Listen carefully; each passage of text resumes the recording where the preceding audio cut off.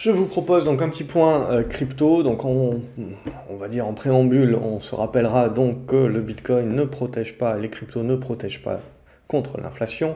De toute manière, ce que vous avez bien vu, c'est que quand vous avez un effet appel de marge, effet justement avec toutes les valeurs de croissance qui sont dégommées, etc., vous avez cet effet appel de marge qui est en place. Et donc même ce qui protège, donc valeur value, avec des PER bas, etc., des valeurs défensives, pas trop endettées, tout ce qui peut éventuellement protéger contre une inflation, même ça, par contamination, par contagion, ça se fait dégommer. Pourquoi? Parce que vous avez des portefeuilles, vous avez des appels de marge, vous devez renflouer vos positions, vous ne pouvez pas, vous devez les solder, et en règle générale, qu'est-ce que vous faites? Comme vous et moi, hein.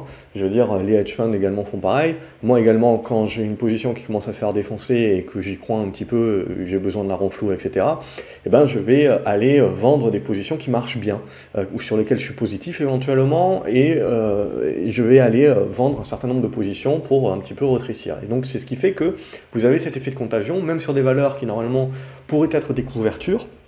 Elles se font quand même, au début elles sont résilientes, et puis après elles se font dégommer, comme le reste. Ça, voilà, c'est la nature du marché, c'est la nature des flux, et c'est ce dont on avait parlé dans les précédentes vidéos comme étant le risque principal. Mais sinon, au niveau des cryptos, voilà, ce qu'il faut se dire, c'est que quand on achète des cryptos, c'est dans une vue de diversification, potentiellement dans 5 ans, dans 10 ans, dans 15 ans, ça sera ce que tout le monde veut que ça soit, mais pour l'instant, voilà, si on est dans un mode investissement, on en avait parlé les 2 semaines précédentes, il n'y a rien. Il n'y a absolument rien aujourd'hui, si ce n'est acheter ce que l'on pense être des points bas pour accumuler un certain nombre de positions, mais intégrer à notre plan, parce que sinon c'est du Moyen-Âge à la baisse, et alors là on peut avoir quelques problématiques. Il n'y avait rien. La seule chose qu'on pouvait jouer, on en avait parlé la semaine dernière, c'était éventuellement des rebonds techniques. Mais ces rebonds techniques, ça devait être dans une mentalité prendre ce qu'il y a à prendre, et donc avoir des stops qui sont relativement courts. Et rebonds techniques, je veux dire, c'est quelque chose qu'on a eu lieu, mais vous le voyez, les rebonds, on en avait parlé la semaine dernière, les rebonds étaient quand même pas francs du collier, c'était pas des rebonds très puissants, alors que vous prenez quand même une belle mandade sur un actif sur lequel tout le monde dit qu'on a des flux, etc., c'est pas des rebonds vraiment suffisamment forts. Et donc ça, c'est des signaux de faiblesse quand même. Quand vous avez des actifs qui avaient eu un gros momentum, qui font leur rebond technique, mais le rebond technique n'est pas au prorata de la baisse, c'est quand même des signaux de faiblesse. Donc l'idée, c'est derrière d'avoir des stops assez serrés, et dès que vous répétez l'ancien bas, évidemment de solder la position, puisqu'il y a éventuellement une nouvelle jachère qui arrive. Et en l'occurrence, on a eu donc un nouveau dip, accompagné de toute façon de la capitulation que l'on a également sur les valeurs de croissance. Maintenant, l'idée, c'est toujours la même chose, c'est de dire, là, pour l'instant, on le voit, on est en train de revenir sur un support oblique, sur lequel le Bitcoin a l'air de faire une mèche basse et donc de rebondir. De la même manière, pour l'instant, c'est que du rebond technique. On ne peut pas en tirer énormément de conclusions. Et donc ce qui est important pour nous à la base, c'est qu'en tant qu'investisseur au moyen long terme, j'ai toujours rien à me mettre sous la dent. Alors après, évidemment, c'est différent. Si j'ai envie d'acheter une première position par anticipation, cette zone des 33 000 $ m'a l'air plutôt intéressante parce qu'il y a une belle oblique qui passe.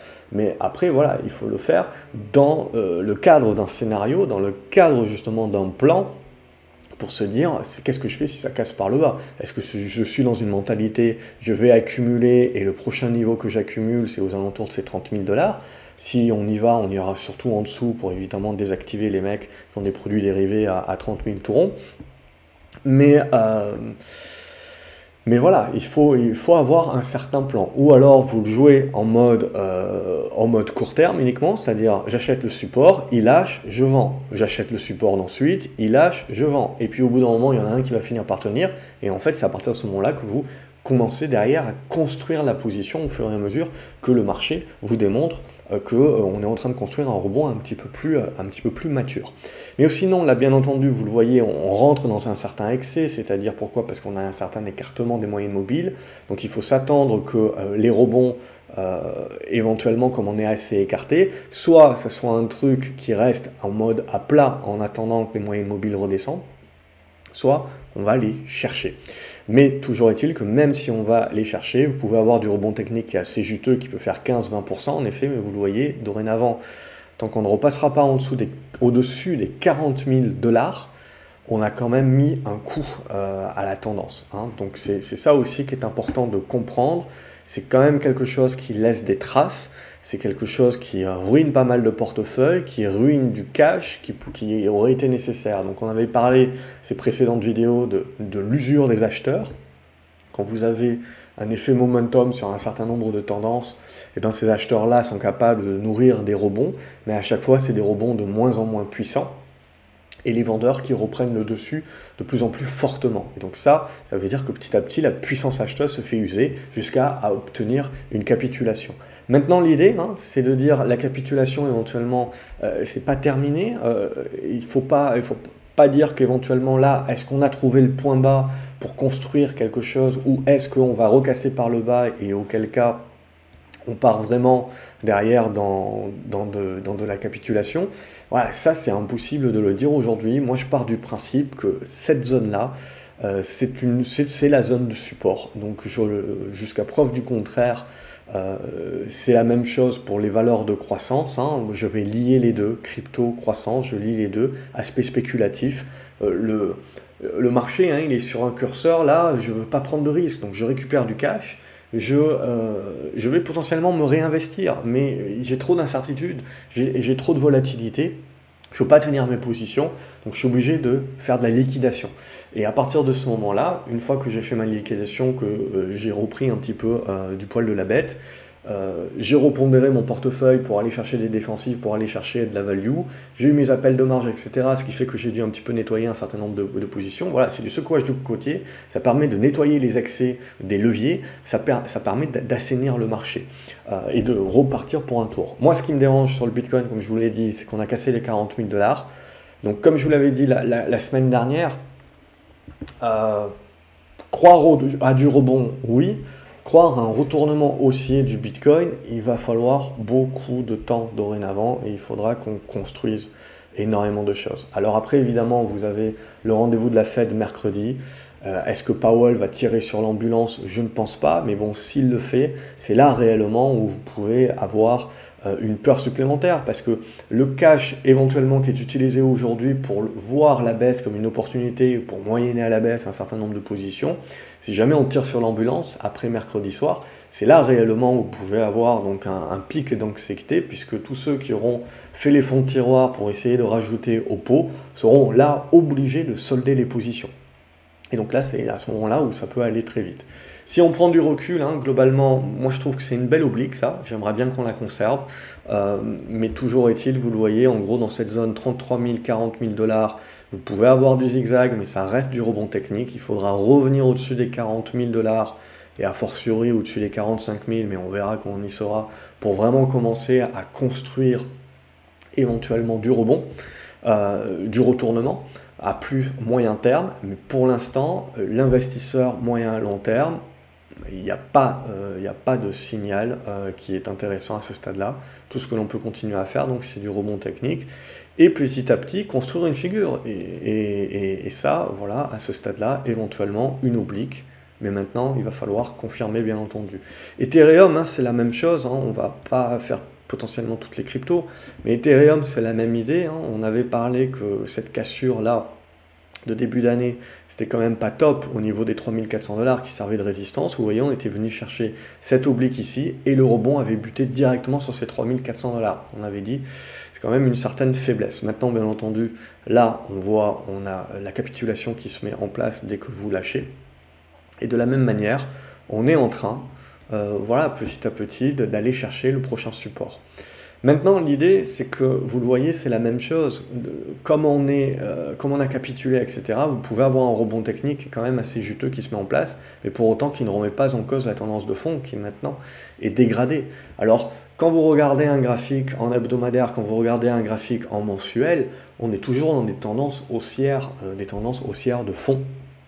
Mais ce que vous devez bien comprendre, c'est qu'en gros, on était dans des bonnes tendances haussières court terme, donc on vient de dégrader ces tendances-là, donc à court terme on est passé baissier, à moyen terme on est passé neutre, à long terme on est toujours haussier.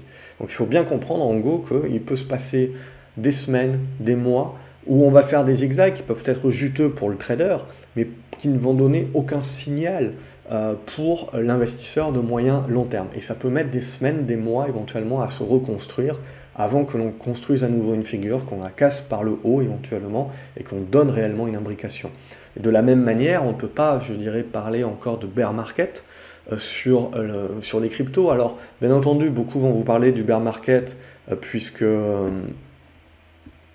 hop, voilà, bon, je ne sais pas pourquoi ça a fait ça, parce que je bougeais quand même, mais bon, c'est pas grave. Donc voilà un petit peu globalement pour cette idée-là, c'est là où il faut faire très attention également. Évidemment, les long-termistes, etc., ils se disent pour l'instant les tendances sont bonnes, mais voilà, il faut accepter, être capable d'accepter la volatilité. Si on en avait parlé, je ne sais plus dans quelle vidéo, c'était vraiment ça la définition, de se dire, est-ce que je suis capable d'accepter la volatilité? Parce que là où vous êtes à moins 50%, ça veut dire qu'il faut remonter de 100% pour que vous reveniez au même niveau. Donc c'est pas rien non plus. C'est là aussi où il faut savoir intégrer ces choses-là. Donc, voilà un petit peu où on en est. Hein. C'était quelque part les risques dont on avait pu parler fin 2021. Que les risques, c'est toujours les mêmes. C'est ce retour de la volatilité, finalement. Ça aura mis plusieurs semaines à se mettre en place. Mais globalement, ce que je trouve le plus intéressant, c'est que les cryptos ont commencé à se dégrader. Alors pour les grosses d'entre elles, ont commencé à se dégrader en même temps que les valeurs de croissance ont commencé à se dégrader vers fin novembre, début décembre. Et après, on a eu l'usure des acheteurs jusqu'à avoir là maintenant le lâchage, tout simplement. La capitulation, ça veut dire qu'en gros, il n'y a plus suffisamment d'acheteurs. Donc ça lâche puisque vous ne trouvez plus de profondeur au carnet d'ordre. Il n'y a plus suffisamment d'acheteurs et donc les vendeurs prennent ceux qui sont en position prennent peur et donc les flux vendeurs deviennent trop importants par rapport au flux acheteurs et donc on creuse dans les carnets et la panique prend le dessus avec les appels de marge et les positions qui sont obligées d'être soldées à n'importe quel prix. Donc évidemment ça peut revêtir une certaine opportunité pour celles et ceux qui étaient déjà revenus avec du cash, etc. Parce que ça va vous permettre peut-être d'initier des premières positions long terme, hein, mais comme je vous l'ai dit, il faut avoir un plan pour éviter de repartir en Moyen-Âge à la baisse si jamais ça c'est pas le point bas, pour maintenant quoi. Et on continue à creuser, on n'en sait absolument rien, je ne vais pas jouer aux devinettes. J'aime bien les obliques hein, qui sont en train de se tracer, comme on l'a vu sur le Bitcoin et là sur l'Ethereum. Mais je pense qu'il peut y avoir des réactions assez intéressantes là-dessus, mais ça sera du prorata par rapport à l'excès baissier. Mais il convient voilà, de continuer d'être prudent parce que pour l'instant, acheter là en mode all-in, ça peut marcher, hein, bien entendu, mais c'est aussi un risque à décider de prendre. On va regarder quelques autres cryptos assez rapidement, rien, je ne vais pas faire d'analyse assez profonde là-dessus, mais pour Eve, c'est la même chose. Rien à se mettre sous la dent dorénavant, mis à part du rebond technique, bien entendu. Hein. Mais vous le voyez, on a cassé cette oblique-là, donc on peut laisser tomber, si ce n'est qu'on reste dans les biseaux descendants, on reste dans les figures longues. Là, même chose hein, sur Algorand, hein, vous avez breaké ça par le bas, vous êtes en train d'arriver sur des supports dorénavant qui peuvent permettre des rebonds techniques assez juteux, hein, ça peut faire plus 20, plus 25%, mais pour autant, voilà, en gros, les niveaux de support qui viennent d'être cassés deviennent vos niveaux de résistance dorénavant, et tant que vous ne les repassez pas, vous n'avez pas ce changement de paradigme, et donc en gros ça continue de laisser des traces, hein, cette capitulation. Donc pour autant, ça peut vous servir d'objectif justement pour d'éventuels rebonds qui pourraient se mettre en place. Avalanche, même chose, hein, on a cassé ici cette oblique ici par le bas, pam, donc là je serais tenté de dire voilà les $50, je ne sais plus si on avait parlé ou pas, mais en gros $50 ça peut être une zone intéressante. Au niveau du BAT, même chose, hein, cassure par le bas, et on n'a pas fait les choses à moitié. Là aussi, hein, ça commence à ressembler à certaines obliques qui peuvent permettre éventuellement de mettre en place des rebonds techniques. Mais même chose là-dessus, hein, vous pouvez avoir des rebonds techniques assez juteux, mais il faut continuer d'avoir une mentalité prendre ce qu'il y a à prendre pour moi. Et en mode investisseur, on n'y est pas. On n'y est absolument pas, donc il n'y a pas grand chose à se mettre sous la dent. Binance Coin, même chose, vous cassez par le bas, vous pouvez avoir du rebond technique, mais on a cassé un petit peu la dynamique. Pas sous-estimer, voilà, éventuellement cette zone des $330 qui peut être pas mal. Si on regarde quelques actions, je regarde Coinbase, je veux dire, il y a pas de miracle là-dessus aussi, hein. Il y avait une petite oblique ici, là, de soutien, mais en gros, on avait commencé à dégrader déjà depuis un petit moment. Regardez, depuis fin novembre, hein, mi-novembre, fin novembre, c'est vraiment le moment où on a commencé à dégrader. Et après, là, vous avez les rebonds, et vous voyez l'usure des acheteurs au fur et à mesure, et puis là, ils n'arrivent plus. Ils n'arrivent plus à rebondir suffisamment fort et ils dégradent, et puis ils finissent par lâcher. Et là, voilà, la problématique, c'est que là, je ne sais pas si on va continuer à faire ça, si on va faire un petit rebond et faire ça. Voilà, c'est des devinettes actuellement. Donc ça ne mérite pas, si on est vraiment en mode moindre risque, ça ne mérite pas de jouer. Il faut être en mode trader si à la limite on veut jouer ce genre de choses-là. Mais pour l'instant, on n'a pas suffisamment d'indications pour éventuellement jouer des rebonds avec un peu plus de probabilité. Cardano, on est en train de revenir sur le support dont on avait parlé, là, les 95 centimes de dollars. Vous le voyez, on a bien buté là, sur cette oblique ici, donc qui est la résistance. Donc dorénavant, c'est que en mode prendre ce qu'il y a à prendre et rebond technique, en mode trading, si vous voulez jouer ça, jusqu'au jour où vous repassez les 1,60 et là, on commencera à parler retournement moyen terme. Donc en gros, il peut se passer un long moment. Chainlink, même chose, il y avait une certaine résilience auparavant, là, au début de l'année, puis on a tout cassé par le bas. La semaine dernière, c'était un petit peu moins beau, et on a fini de tout casser par le bas. Il y avait cette oblique que je trouvais plutôt pas mal.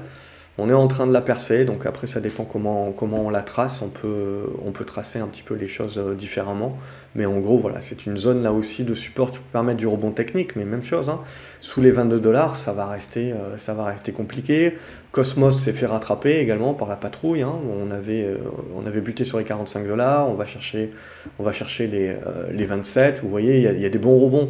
Ce qui est intéressant, c'est qu'en gros, les cryptos qui étaient dans des bonnes tendances haussières comme Cosmos, qui était quand même Atom, là, qui était bien costaud. Alors certes, elles ont pris une bonne déculottée, mais c'est les premières à rebondir. Et elles rebondissent quand même de manière assez juteuse. C'est qu'il y a quand même 20% de rebond. Donc c'est pas négligeable, mais pour autant, vous voyez, le rebond revient sur l'ancien support qui est devenu dorénavant résistance. Donc voilà, pour moi, je resterai en mode prendre ce qu'il y a à prendre en attendant d'avoir plus de chandeliers, d'avoir plus de maturité pour commencer à avoir un peu plus de probabilité.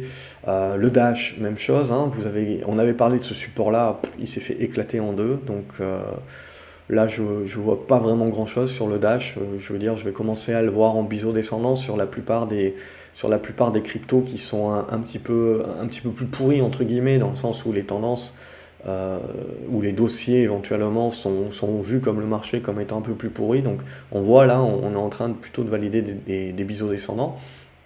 Donc pas grand chose tant que vous ne cassez pas par le bas. Même chose sur Dogecoin, que vous ne cassez pas par le haut, hein, peut-être lapsus révélateur, on verra. La vraie capitulation, hein, se fait quand vous cassez un biseau descendant par le bas. Là, vous avez le vrai sell-off. Là, actuellement, vous le voyez sur pas mal de cryptos, bon, c'est des tendances baissières sur un graphique journalier, mais on reste dans les biseaux descendants. Si jamais on commence à casser les biseaux descendants par le bas, là, ça peut accélérer les choses, hein. Au niveau de Elrond, là, ça a été rapide, hein. Ça, c'est les cryptos.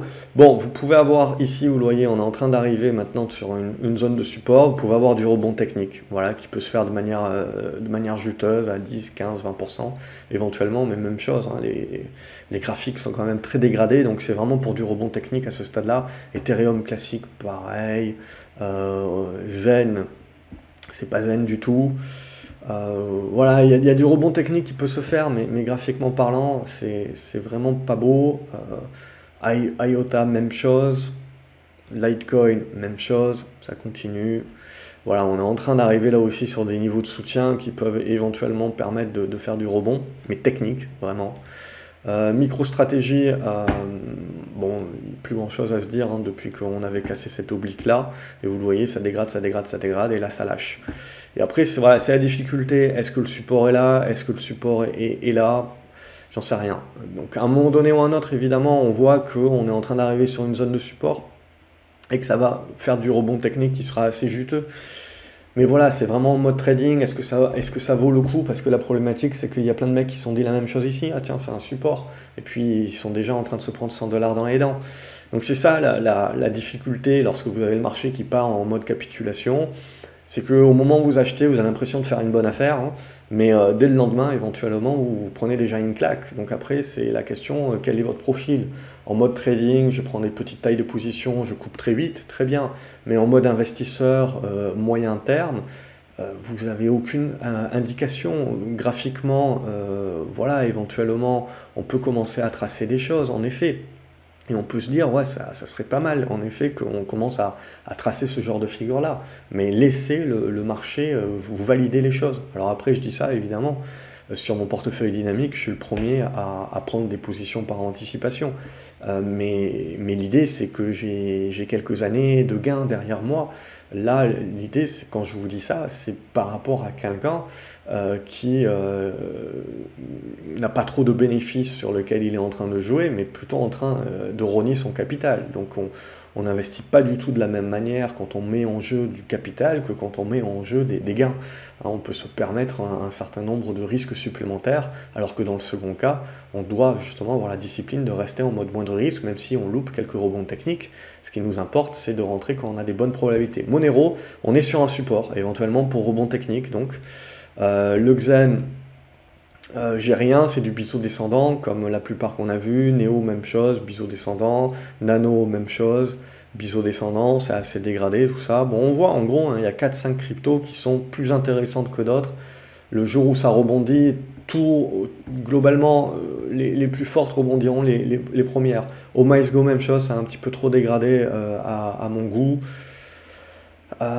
Polkadot, ça avait fait, ça a cassé aussi pareil par le bas. On voit, on est en train de revenir dans cette zone-là. Bon, globalement, c'est une zone voilà, sur laquelle on peut jouer du rebond technique, mais là aussi, on a beaucoup dégradé hein, sous les 22 $. Polygon, Matic, même chose, hein, cassure de l'oblique, on dégrade pas mal, on est en train de revenir chercher avec de la mèche, on voit cette zone des 1,25$, 1,30$. Je pense que ça peut être une bonne zone de rebond technique, encore une fois.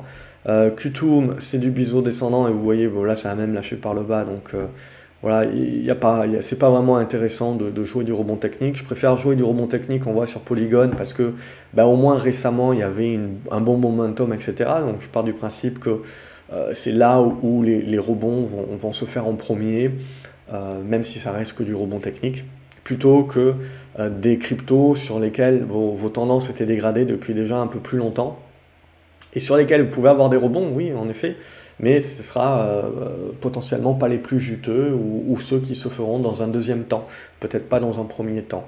Donc dans un premier temps, voilà, c'est plutôt du fly to quality, on essaye d'aller chercher les cryptos les plus populaires. Ripple, XRP éventuellement peut en profiter, mais là, même chose, hein. Je veux dire, vous pouvez avoir du rebond technique, mais sous les 70 centimes de dollars.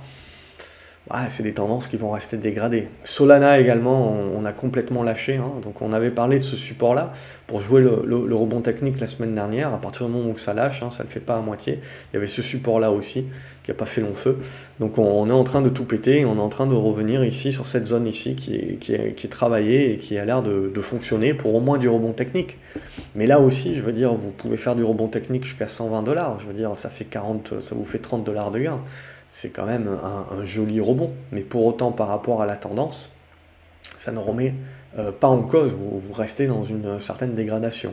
Stellar, même chose, vous dégradez par le bas. Mais vous voyez, là encore, je préfère jouer un rebond technique sur Solana parce qu'elle avait un énorme momentum précédemment que sur Stellar, par exemple, qui avait un momentum vraiment pas terrible. C'est-à-dire que même quand les cryptos, quand vous aviez pas mal de cryptos qui explosaient, oui, elle avait été capable de faire un x2, c'est pas rien. Mais dans l'environnement crypto, c'était pas terrible. Donc c'était un mauvais élève. Donc là, dans la dégradation, c'est pas là-dessus que j'ai envie de jouer les rebonds. J'ai envie de jouer le rebond, voilà, par exemple sur Luna aussi.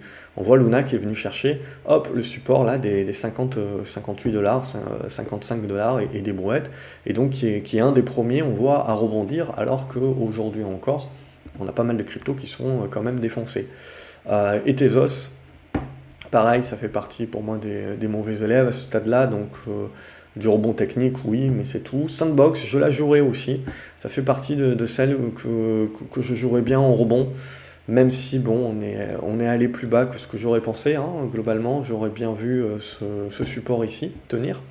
il n'a pas tenu, mais c'est ce dont on en avait parlé hein, dans pas mal de vidéos, c'était de se méfier que ça peut lâcher plus bas que ce que l'on croit. Donc si on est en mode accumulation, il faut bien définir, hein, faut bien définir ces cartouches d'accumulation et faire attention à pas partir en moyen-âge à la baisse. Hein. C'est ça la difficulté quand on commence à acheter, hein, quand on commence à acheter la baisse, évidemment.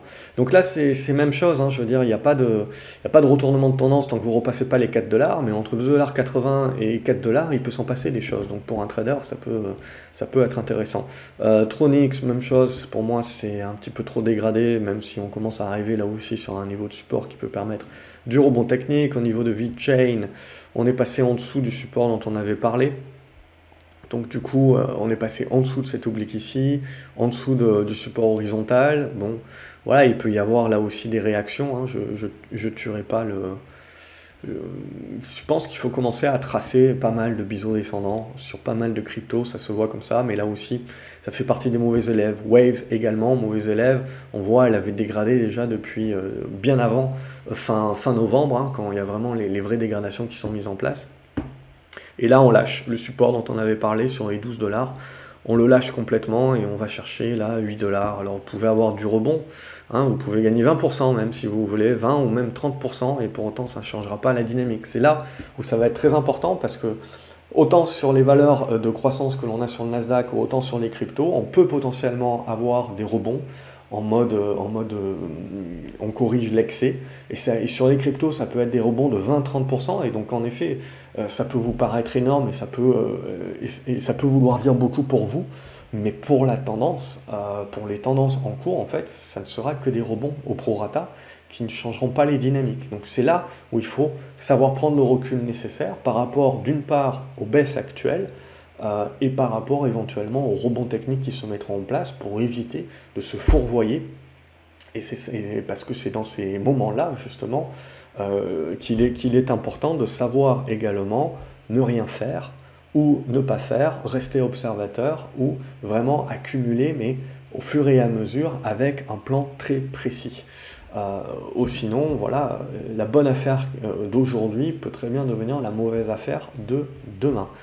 Je vous souhaite une excellente journée et on se retrouve la semaine prochaine pour une autre vidéo d'analyse crypto. N'hésitez pas à liker les vidéos, à la partager avec d'autres traders éventuellement que ça pourra aider à relativiser ou à avoir une vue d'ensemble. N'hésitez pas à me dire ce que vous en pensez dans les commentaires également. Je vous retrouve pour d'autres vidéos sur GraphCO, donc n'oubliez pas de vous abonner. Salut!